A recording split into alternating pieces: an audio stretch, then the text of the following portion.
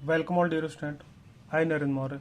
आज हम इस लेक्चर में जो हमारा चैप्टर चल रहा था नेट एंड बोल्ट, उसमें आज हम कर्व्ड बोल्ट का ड्राइंग करेंगे। देख लेते हैं सबसे पहले कर्व्ड बोल्ट क्या होता है। जैसे कि आपको दिख रहा है ये कर्व्ड बोल्ट है, ठीक है। यहाँ पर अगर हम बात करें, ये वाला जो पार्ट है आपका, ये आपका नट है। कौन सा नट है? हेक्सागोनल। यहाँ पर वॉशर होता है और ये वाला जो पोर्शन होता है आपको फ्री हैंडेड ड्रॉ करना होता है। उसके बाद जो नीचे वाला पोर्शन है आपका, टोटल ये वाला पोर्शन जो होता है, इस वाले जो पोर्शन है इसका जो शेप होता है हल्का कर्व शेप में होता है। क्योंकि इसका शेप जो हल्का कर्व शेप में है इसका नाम क्या है? कर्व बोल्ट है। इसकी ड्राइंग आज हमें करनी है, तो स्टार्ट करते हैं कर्व बोल्ट का ड्राइंग। ठीक, सबसे पहले हम ऊपर वाली डायमेंशन जो हेक्सागोनल वाली होती है वो सेम मीटर से ले लेंगे, जैसे हमने प्रीवियस लेक्चर में ली थी। चौड़ाई लेंगे हम 2D और जो हम हाइट लेंगे वो D लेंगे, और इसमें थीटा जो लेंगे वो 30 डिग्री लेंगे, और जो रेडियस लेंगे 1.4D ले लेंगे। ठीक है, और इसमें हम डायमीटर थोड़ा कम करते हैं जिससे हमारा आसानी से बन सके। चलो 20 mm ही ले लेते हैं। 20 ले लेंगे तो हमारा चौड़ाई 40, ये 20, ये 30 डिग्री 28। ठीक है, अब हम स्टार्ट करते हैं।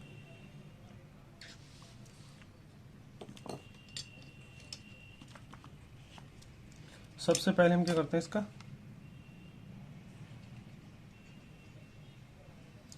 चौड़ाई कितनी है इसकी? 40।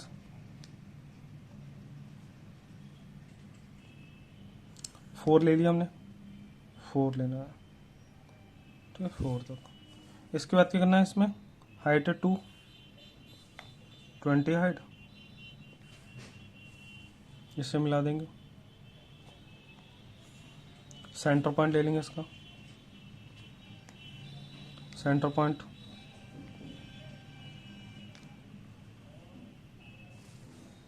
मिला तो नीचे बढ़ा देंगे।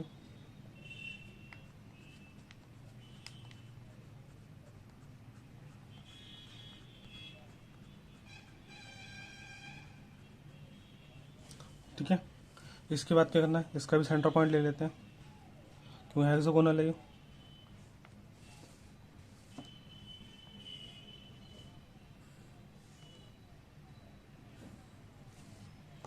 ठीक है, रेडियस कितनी लेंगे हम?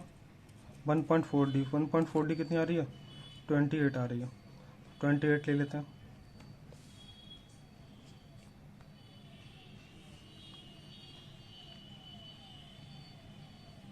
यहाँ पर रख कर ड्रॉ कर देंगे, और आपको ऊपर आगे क्या करेंगे, इन दोनों पॉइंट को हम आगे बढ़ा देंगे,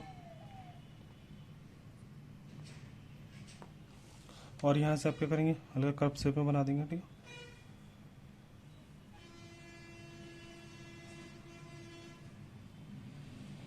ये भी कर्व शेप में बना देने के बाद यहाँ पे आप लिख देंगे, चाहे ऑलरेडी पहले चाहे एंगल ले लीजिए। ठीक है, 30 डिग्री एंगल होता है यहाँ पर चैम्फर कोण। यहाँ पर क्या करेंगे, वॉशर ड्रॉ करेंगे। तो वॉशर क्या करेंगे हम, यहाँ पर 0.3 आगे बढ़ाएंगे, 0.3 इधर, 0.3 इधर, और जो मोटाई लेंगे वॉशर की वो 0.3 लेंगे।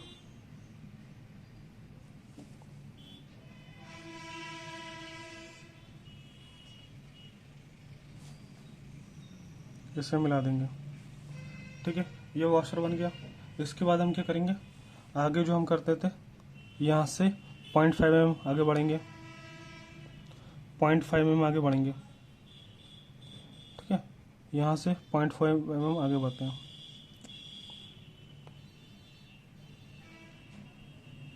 ठीक है, 0.5 बढ़ने के बाद क्या करेंगे, यहाँ पे जो दूरी है यहाँ से सेंटर वाली लाइन से, यहाँ से आप दूरी ले लेंगे पहले। ठीक है, यहाँ से लाइन खींचनी है आपको 2 सेंटीमीटर की। सेम यहाँ से भी 2 सेंटीमीटर लाइन नीचे खींच देना।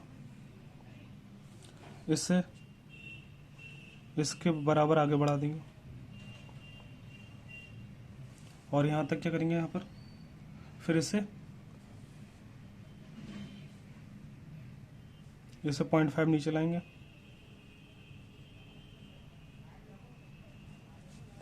0.5 इससे भी नीचे लाएंगे। अब इससे 1 mm आगे बढ़ाएंगे।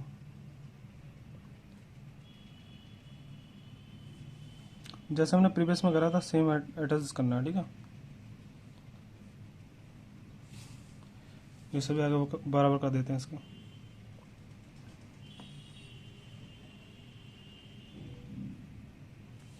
अब इसे क्या करेंगे, मिला दिया हमने, ठीक है। अब ये क्या करेंगे हम, ये वाला हिस्सा हम सेलेक्ट कर देंगे, अंदर वाला हिस्सा।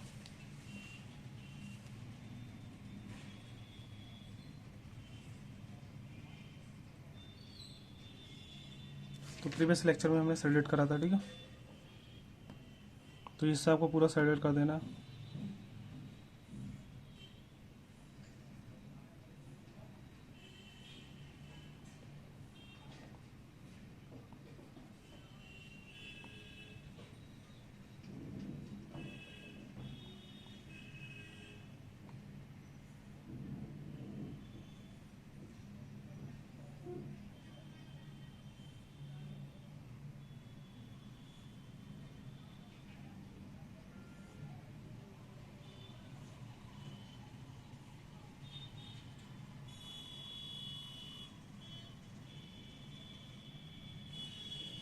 ठीक है, इस तरह ड्रॉ हो गया।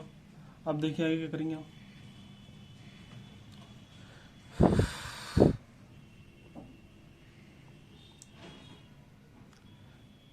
ठीक है, इसे थोड़ा हम आगे बढ़ा देंगे। यहाँ पे गैप कितने रखते हैं हम, एक का गैप रखना है हमें। तो यहाँ से 1 mm दूर ले लो, ठीक है। 1 mm का गैप ले लिया हमने, 1 mm का गैप मेंटेन करना है। और ऊपर से हमने यहाँ पे बढ़ा दिया, क्योंकि यहाँ से कर्व से भी इसी तरह से बढ़ती हुई चली आएगी। तो यहाँ पे हम थोड़ा आगे बढ़ा देते हैं, यहाँ पर 3.5 तक, ठीक है। गैप हमें 1 का ही लेना है, ये 3.5 तक बढ़ाते हैं। बताएंगे क्यों बढ़ाया हमने, ठीक है, जरूरत पड़ेगी इसकी। इसे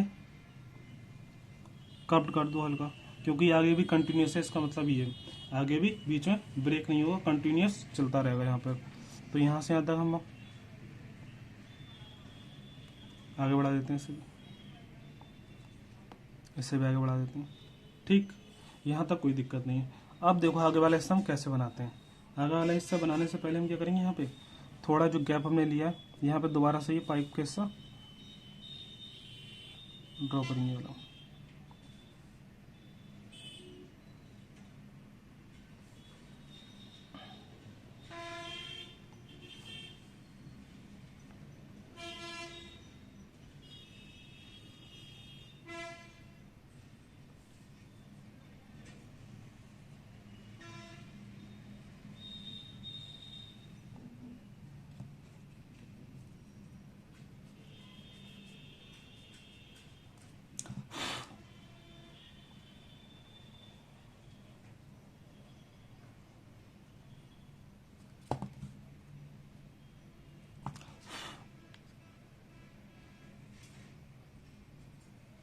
ठीक है, इस तरह से ड्रॉ हो गया। अब देखिए आगे क्या करते हैं। आगे आपको क्या करना है, ये वाली कर्व से बनानी है। आपको ये याद रखना है, जो आपका ये वाला गैप है, ये लगातार कंटिन्यूस चलता रहना चाहिए। और ये गैप चलता रहेगा आपका कंटिन्यूस, ठीक है। नीचे की तरफ आप ये वाली डिस्टेंस जितनी चाहो उतनी रह सकते हैं अपने अनुसार, उसमें कोई दिक्कत नहीं है। लेकिन ये गैप लगातार चलना नहीं चाहिए, क्योंकि यही गैप में इसमें क्या होता है, आपका बोल्ट होता है ये। तो इसी में बोल्ट होगा, इसी से अरेंज होगा ये, इससे हम क्या कहते हैं, कर्व बोल्ट कहते हैं। तो इससे आपका बराबर पैरेलल लाइन चलेंगे, ठीक है। तो पैरेलल लाइन चलाने के लिए देखिए हम कैसे क्या करते हैं। सबसे पहले हम क्या करेंगे, यहाँ पे 1-1 सेंटीमीटर लाइन करिए ड्रॉ कर देंगे पूरी, ठीक है।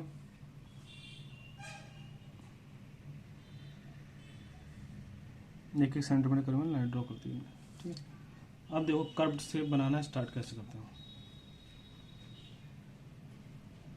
अब हमें क्या करना है, आगे इसी तरह से जैसे यहाँ पे दिख रहा है, इसी तरह से हमारी कर्व शेप लगातार कंटिन्यूस चलानी है। तो देखिए कंटिन्यूस चलाने के लिए हम करते क्या है और कैसे बनाते हैं, इसका प्रोसेस आपको याद जरूर रखना है, नहीं तो गलत हो जाएगा। देखिए यहाँ पर ये हम 2 कर देते हैं, ठीक है।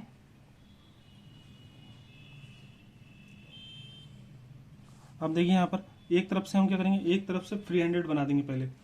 पहले फ्री हैंडेड बना देंगे। तो यहाँ से हम बना देते हैं फ्री हैंडेड। तो फ्री हैंडेड आप बना देंगे उसी शेप में,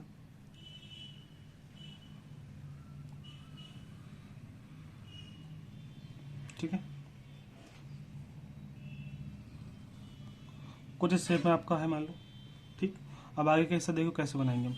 आगे का हिस्सा में गैप इतना ही रखना है, तो 1 mm का गैप होगा, तो पॉइंट लगाते चले जाना है आपको 1 mm पर, सॉरी 2 का आइए, 2 को पॉइंट लगाना है आपको, मतलब बीच का गैप आपका 2 ही रहना चाहिए।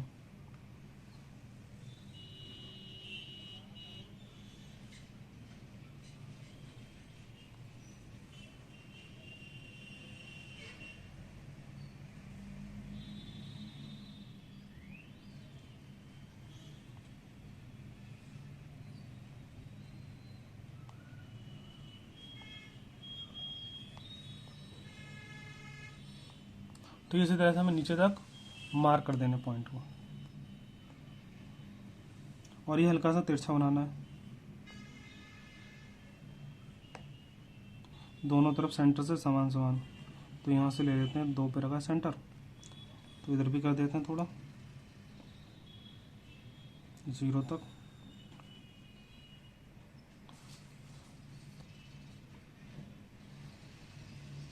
ये इनकी कोई डायमेंशन आपको लेके नहीं चलनी है, ये फिर 100 बनाना नीचे होने से, ठीक है। और ये वाला बनाते हैं इससे।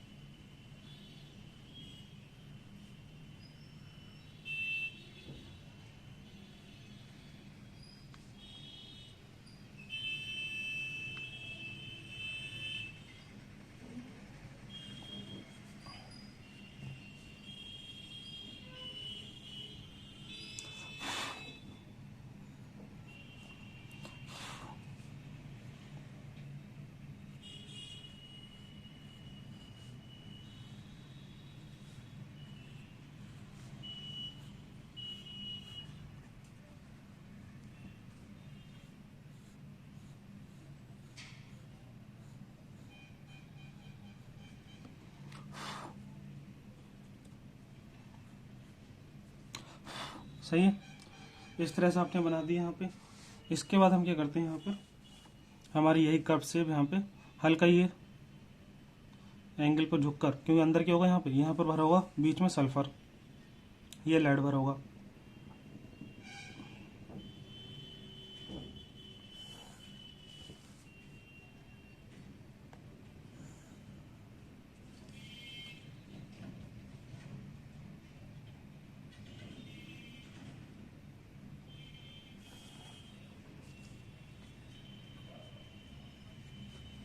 ठीक है। इस तरह से यहाँ तक पोर्शन ये बन जाएगा, और बाकी हमें क्या करना है, फ्री हैंडेड बनाना है, और कोई दिक्कत नहीं है इसमें। आप अपनी सुविधा अनुसार इसमें लंबाई भी रह सकते हैं, उसमें कोई दिक्कत नहीं है। तो इनके डायग्राम आपको याद रखने हैं, हो सकता है ऑब्जेक्टिव क्वेश्चन में इनके डायग्राम आए और आपसे पूछ लिए कौन सा है, ठीक है। यह ड्राइंग हो गया इसका, और जो बाहर का पोर्शन होता है ये सीमेंटेड होता है।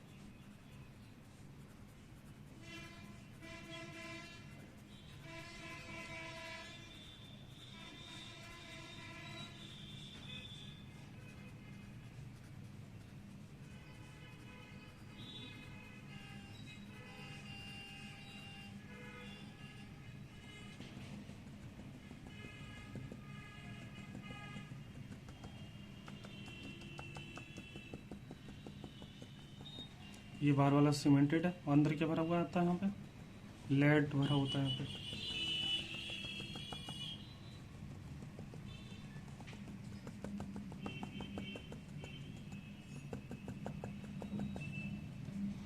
ठीक है, इसके बाद आपको डायमेंशन और लिख देनी है यहाँ पे इनकी।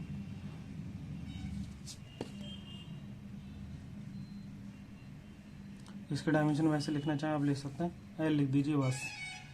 ये क्या है, टोटल एल है आपका नीचे वाला हिस्सा लेंथ। ये क्या है हमारा, ये हेक्सागोनल की डायमेंशन आपको पूरी पता ही होती है, और ये पता भी होनी चाहिए। एच इक्वल टू डी होता है ये, ठीक है। अंदर वाला व्यास जो होता है वो आपका डी होता है। जो वॉशर है इसमें 3 mm, मतलब आपका 3 mm लिख सकते हैं आप चाहें। बाकी आपको डायमेंशन कोई लिखने की जरूरत नहीं है, बाकी इतना काफ़ी है, ठीक है। आगे करते हैं, ये हमारा हो गया कर्व्ड बोल्ट। अगला बोल्ट हम ड्रॉ करते हैं।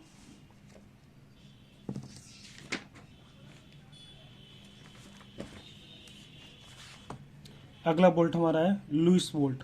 तो लुइस बोल्ट को आज हम ड्रॉ करते हैं अब।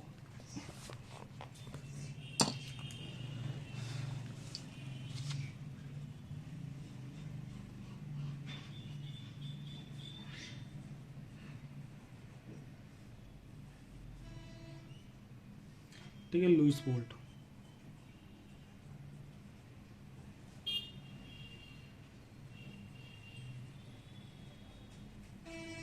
लुइस काबला के नाम से भी इसे जाना जाता है।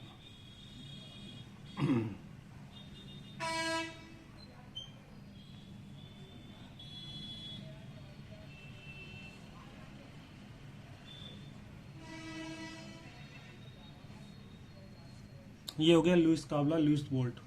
अब देखिए हम क्या करते हैं आगे। आगे हमें सबसे ऊपर वाला पार्ट लुइस बोल्ट हम बनाते हैं। ठीक है, लुइस बोल्ट की अगर हम बात करें, ऊपर वाला जो पोर्शन होगा वो सेम ही होगा। तो सबसे पहले ऊपर वाला जो पोर्शन होता है हमारी, उसकी बात करें, चौड़ाई होती है 2D, हाइट होती है D, चैम्फर एंगल होता है 30 डिग्री, रेडियस 1.4D रेडियस हो गई। तो डायमीटर मान लेते हैं 20, लेट D इक्वल टू 20, तो ये आ जाएगा 20 दूनी 40, ये 20, ये 30 डिग्री, ये आ जाएगा 14 दूनी 28। ठीक है, अब इसके बाद हम स्टार्ट करते हैं ऐसा।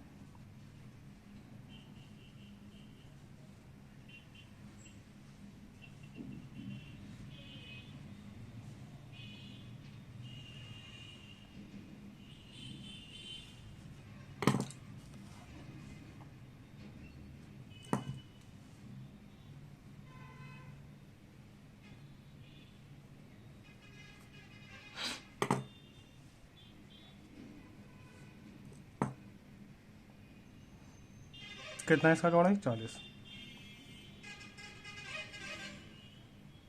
हाइट 20, इधर भी 20 होगी। अब इसके बाद क्या करेंगे हम, इसे मिला देंगे। सेंटर पॉइंट देख लेते हैं इसका 20 पर।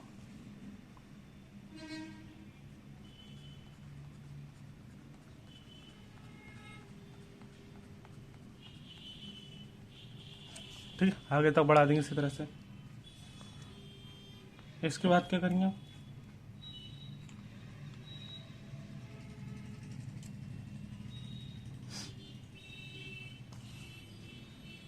अंदर वाला जो व्यास होता है वो उतना होता है 20, तो D है इसका मान।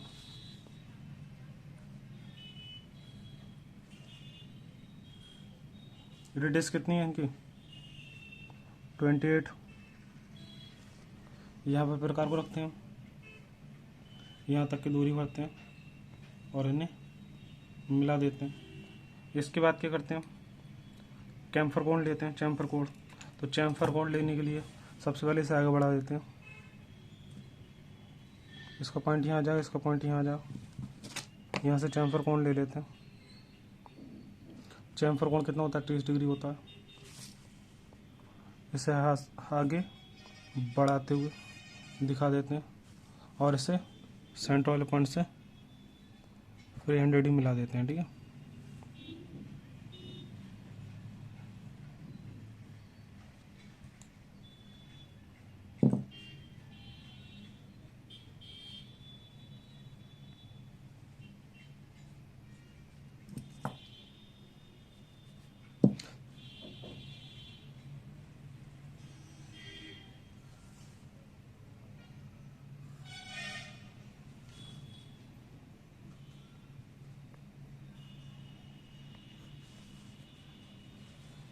ठीक है, सही है यहाँ तक। अब देखिए आगे क्या करते हैं हम। आगे हमें करना है यहाँ से 3 mm आगे,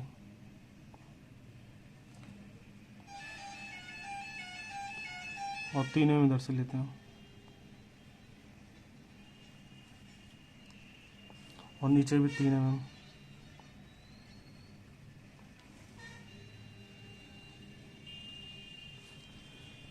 और फिर इसे मिला देते हैं। ये बन गया वर्कशॉप। आगे का बताइए हमें क्या करना है। यहाँ से 0.5 आगे लेते हैं 0.5 आगे लेंगे, 0.5 इधर से ले लेते हैं,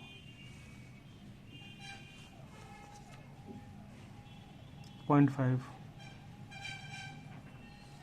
इसके बाद क्या करते हैं, इससे नीचे लेते हैं 0.5, 0.5 नीचे से लेंगे।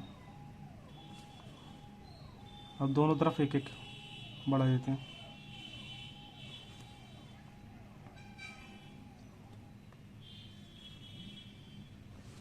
और जो यहाँ से वाला पॉइंट है, इसी वाले सेंटर वाले पॉइंट को यहाँ से क्या करते हैं, 2 mm आगे बढ़ा देते हैं। इससे भी 2 mm आगे बढ़ाते हैं। ठीक, अब इसे इसके बराबर बढ़ा देते हैं और इसे फ्री हैंडेड मिला देते हैं। तो यहाँ तक हिस्सा तो आपका कॉमन है। तो यहाँ तक का ड्राइंग जो होता है आपका सेम होता है, चाहे आप कोई सा भी फाउंडेशन बोल्ट बनाए, आपको ये करना है, अभी साइडेड कर देना है।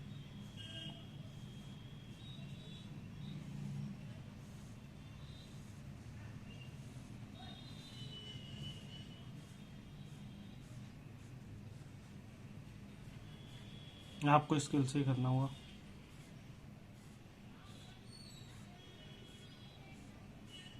ठीक है, यहाँ तक होने के बाद क्या करते हैं, बीच में थोड़ा गैप रखते हैं।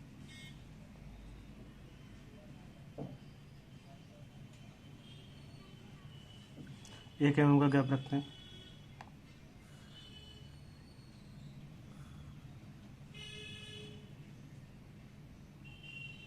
ठीक है, इतना कर देंगे हम। अब देखिए क्या करना है। जो लुइस बोल्ट होता है, इसमें क्या होता है, इस तरह का शेप होता है इसका, इस तरह से शेप होता है। मतलब ये हल्का क्या होगा, टेपर शेप में होगा। और ये वाली जो लाइन होती है बिल्कुल हॉरिजॉन्टल होती है। ये लाइन तो हॉरिजॉन्टल होती है, लेकिन ये वाली कैसे होती है, हल्के टेपर शेप में होती है। ये वाला व्यास आपका डी होता है। यहाँ पे जो व्यास होता है आपका, इसका नीचे वाला व्यास जो होता है वो 1.5 डी होता है, क्योंकि इधर वाला डी होता है, उधर क्या हो जाता है, इधर 1 डी हो जाता है, इधर 1 हो जाता है। ठीक है, 1 डी हो जाता है। और यहाँ पर इधर साइड में क्या लगी हुई है, एक साइड में की अलग से और लगी होती है। की का जो हमारा मोटाई होता है 0.5 डी होता है यहाँ पर। ठीक है, और यहाँ पर जो होगा वो डी होगा। तो इसे बनाते हैं, आप समझ जाएंगे। सबसे पहले हम क्या करेंगे, यहाँ पर हमारा जो व्यास है यहाँ से यहाँ तक का डी है। ठीक है, इतना रखना ही है। ये बिल्कुल लाइन सीधी आएगी। और यहाँ पर जो क्या करना है आपको, यहाँ पर 4 डी की डिस्टेंस लेनी है। 4 डी कितना हो जाएगा, पहले ये देख, 4 डी हो जाएगा 80। सेंटर वाले पॉइंट से 80 mm की दूरी लेनी है।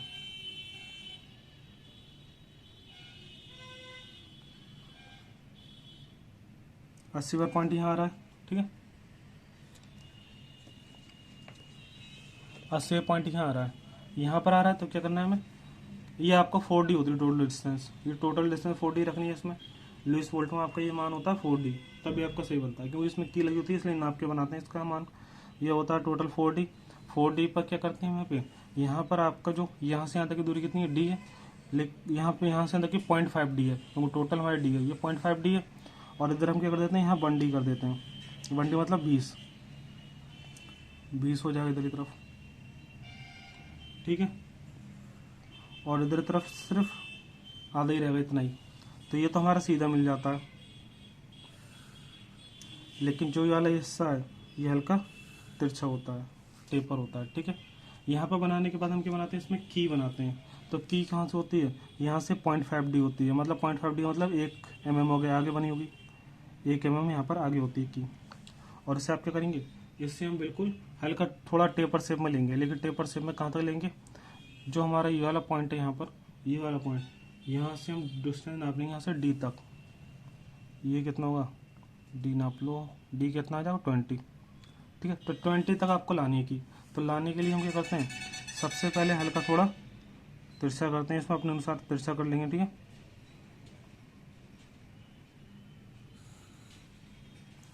ठीक है, फिर हल्का इधर,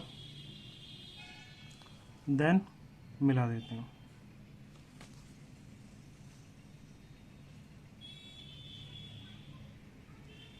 ये बन गया हमारा की वाला पार्ट।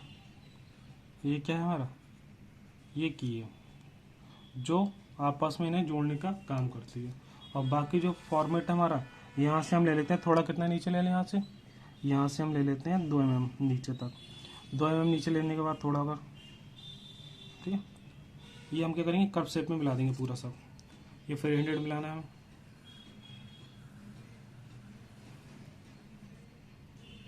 कहाँ तक? यहाँ तक।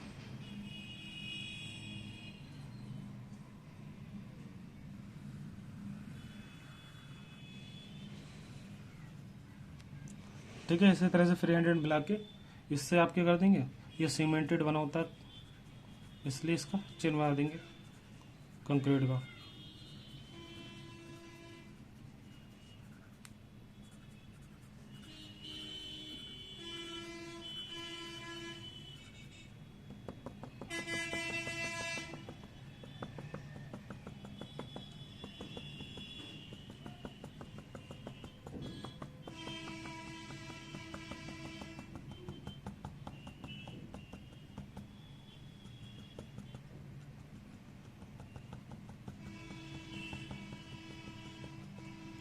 ठीक है, ये बन गया हमारा की बन गया। ये हमारा डायग्राम हो गया लुइस बोल्ट का। लुइस बोल्ट का डायग्राम क्या करेंगे, इसमें डायमेंशन लिख देते हैं। जो हमारी डायमेंशन होगी इसमें आपको ये वाली डायमेंशन नाप के बनानी है। कितनी बनानी थी? ये आपको बनानी थी टोटल यहाँ से यहाँ तक 4D। तो ये आपको 4D लेनी है। ठीक है, और जहाँ पर ये वाली बात करें, ये वाली और ये वाली दूरी, ये वाली दूरी जो आपकी ये अलग है और ये वाली अलग है। लिख देते हैं ना कितना है।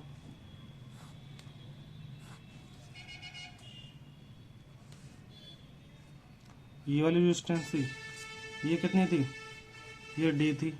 और ये वाली कितनी थी? 0.5D। ठीक है, और जो की वाला पार्ट है हमारा, की कितना मोटा है?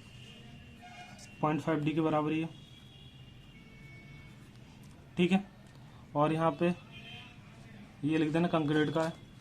और बाकी ये जो टोटल यहाँ से यहाँ तक है की, वो कितनी है? D है। ठीक है, ये कितना होगा? H=D होगा। ठीक है, सही यहाँ तक। और जो हम बात करें इसमें टोटल चौड़ाई कितनी है इसकी, टोटल चौड़ाई हम ऊपर लिख देते हैं। सारी डायमेंशन आपको लिख देनी है।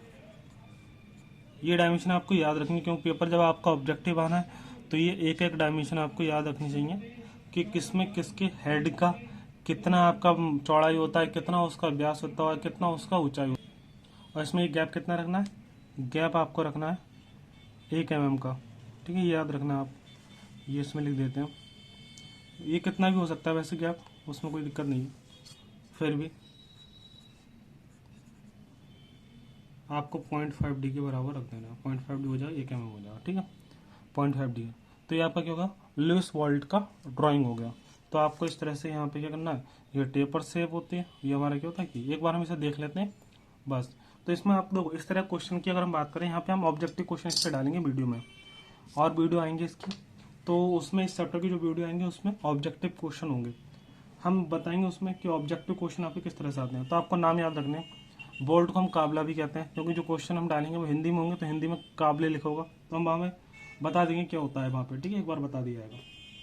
तो यहाँ पर जब हम क्वेश्चन की हमें बात करें तो आपको सारे डायमेंशन आपको याद होनी चाहिए। जैसे यहाँ पे इसकी बात करें, लुइस बोल्ट में चौड़ाई होती है हेड की, वो 2D होती है। ऊंचाई होती है वो D होती है। और लुइस बोल्ट में जो हमारे लुइस वाले पार्ट की गहराई जो होती है वो कितनी होती है? 4D होती है। और इसमें क्या होता है, आपको मान लो चारों ऑप्शन दे देगा बोल्ट के, उसमें क्या की किस में यूज होती है? तो की किस में यूज होती है? लुइस बोल्ट में यूज होती है। ठीक है, तो इस तरह से आपको याद रखना पड़ेगा, क्योंकि ऑब्जेक्टिव क्वेश्चन आपके बहुत अंदर तक के बनते हैं। तो आपको डायग्राम ड्राइंग जो आपको अच्छे से बनानी आनी चाहिए, तभी आपका ये हो पाता है। अगर आपको ड्राइंग ही बनानी आएगी तो ये डायमेंशन याद ही नहीं होंगे। डायमेंशन याद नहीं होंगे फिर ऑब्जेक्टिव भी आप नहीं कर सकते। ठीक है, तो आपका क्या हो गया? ये लुइस बोल्ट हो गया। अगला हम जो हमारा इस चैप्टर में सिर्फ बचा है, हुक बोल्ट बचा है। हुक बोल्ट या फिर आई बोल्ट भी कहते हैं। तो एक लास्ट लेक्चर में हम इसका और ड्राइंग करेंगे। इसके बाद आपका ये चैप्टर क्या हो जाएगा? कंप्लीट हो जाएगा। और इसी चैप्टर के हम बाद में इसके MCQ करेंगे, मल्टीपल चॉइस क्वेश्चन। ठीक है, जो मल्टीपल चॉइस क्वेश्चन करेंगे वो इसी चैप्टर से रिलेटेड होंगे। ठीक, तो एक एक करके सभी चैप्टर की हम MCQ की वीडियो भी इसमें डाल देंगे। ठीक है, तो जो आपका चैप्टर है यहाँ पे, तो इस चैप्टर का आपको एक बार रिवीजन करना है। जब आप MCQ करें तो एमसीक्यू करने से पहले इस चैप्टर की सब रिवीजन करना है कि आपको हेक्सागोनल नट की बात करें तो ऐसे हेक्सागोनल नट में आपको याद रखना है उसका चौड़ाई कितना होता है 1.5D प्लस 3 mm होता है, रेडियस कितना होता है, चैम्फर कोण कितना होता है। ये चीज़ अगर आपको याद नहीं होगी तो आप क्वेश्चन भी नहीं कर पाएंगे एमसीक्यू के। तो आपको इस चैप्टर का अच्छे से रिवीजन कर लेना है। उसके बाद जो एमसीक्यू डाले जाएंगे अगले वीडियो में वो आपको एमसीक्यू भी करनी है, ठीक है।